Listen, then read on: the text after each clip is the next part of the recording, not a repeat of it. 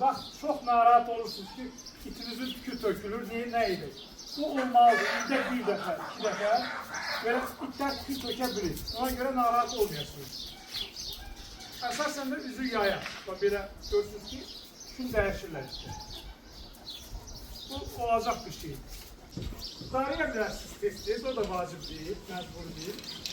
Biraz sadəcə itlə vaxt keçirmək üçün, biraz xoş gəlmək üçün iti daramaq olar.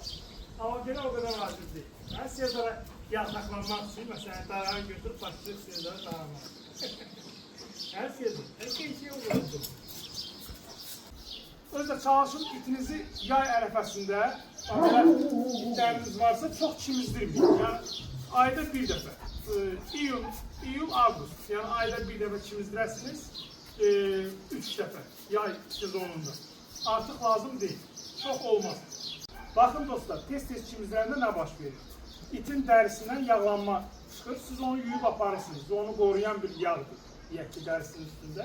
Onu siz yuyub aparandan sonra o daha həssas olur, infeksiyaya, bitbirəyə, nəsə xəstəlik tutmağa. Ona görə onu tez-tez çimizdirmək lazım deyil.